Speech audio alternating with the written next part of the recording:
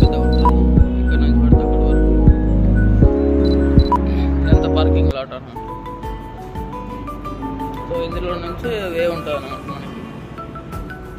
ఇక్కడికి ప్రతి శుక్రవారం ప్లస్ ఆదివారం చాలామంది వస్తుంటారు. నేపాల్ వాళ్ళు, భూటాన్ వాళ్ళు ఇక్కడ స్నాక్స్ వేసుకుంటారు, టైం పాస్ చేస్తారు. నా వెనకాల కనబడ్డది దారి అన్నమాట ఈ బీచ్కి. ఈ పక్కన ఉన్నది మా రెస్టారెంట్ బిల్డింగు. ఇదంతా ఈ బిల్డింగ్ అంతా మా రెస్టారెంట్ కాంప్లెక్స్ అన్నమాట అని చెప్పి దానికి ఒక్కొక్కటి తీసుకుంటూ వచ్చి ఇప్పుడు చిన్నగా అయిపోయింది అన్నట్టు డైనింగ్. ఇంత అంటే రోజుకు 1000 రూపాయలు అవుతుంది, అంటే 1000 కేడీలు. అప్పుడు సేల్స్ అంత బాగుండే. కరోనా తర్వాత మొన్న రీసెంట్గా జరిగిన ఇరాన్, ఇరాక్ ఇదంతా పాత్వే అన్నమాట సముద్రంకి వెళ్ళడానికి. ఇది ఓన్లీ పబ్లిక్ బీచ్ అన్నమాట. ఇప్పుడు నేను చూపెట్టేది ప్రైవేట్ బీచ్ ఇంకొకటి ఉంటుంది సాల్మియాన్ ఏరియాలో. ఇక్కడ 3-4 మండ్యాలో ఎట్లా హైదరాబాద్లో కూకట్పల్లి ప్లస్ అమీర్పేట అలాగా ఎట్లా ఉంటాయో ఇక్కడ అలాగన్నమాట. నేను ఉండేది మహబూలాన్. అయ్యో ఈరోజు ఏమైంది వాటర్ ఇంత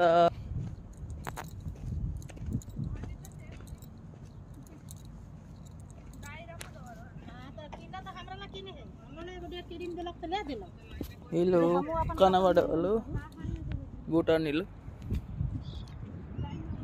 చూస్తున్నారు కదా. ఇదే బీచ్ ఫ్రెండ్.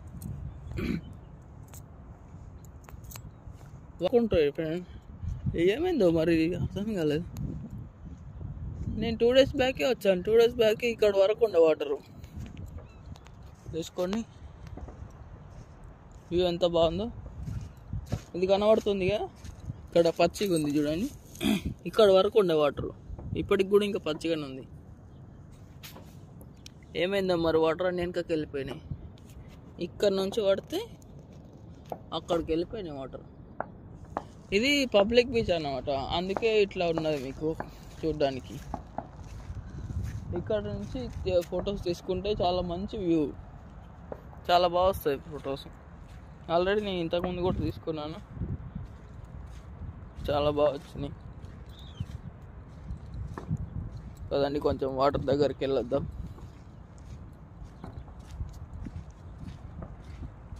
ఇంకా అండి